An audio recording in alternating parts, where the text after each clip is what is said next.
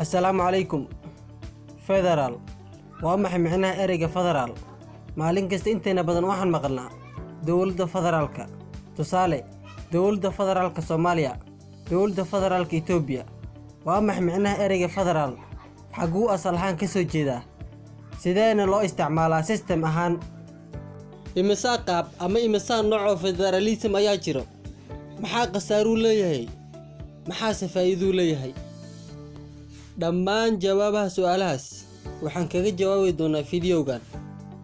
ka hor intaan gudagelin mowduuceena, daawada haddaad nagu cusub tahay, fadlan ku soo bir channelka, subscribe dheh, gambaleelkana furo saad u noqoto daawadaha koowaad. ha ilowin inaad muuqaalka like saartid, share dheh, asxaabtaada la wadaag, wixii talay tusaalena commentiga noogu reeb. waa mahadsan tahay. Federalism asal ahaan waa erey Laatiini ah, waana fetos oo macnihiisu yahay heshiis ama cahdi. qeexidda ereyga federaal waa hab ka mid ah hababka dawladda kaasoo awood u qaybinayo dawladda dhexe iyo maamulada ka tirsan. nidaamka federaalka waxaa loo qaybiyaa ilaa 3 nooc. 1. Dual federalism. 2. Cooperative federalism. 3. Creative federalism.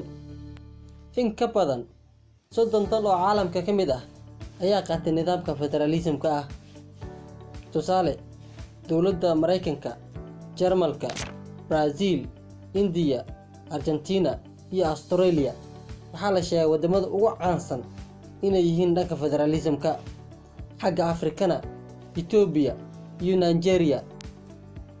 2004 ayaa Soomaaliya la sheegay in laga hirgeliyay nidaamkan federalismka ah, inkastoo weli uu si sax ah ugu hirgelin. daawade, hadda waxaan filayaa muuqaalka kadib inaad wax ka fahantay nidaamkan federalismka ah. waad mahadsan tahay.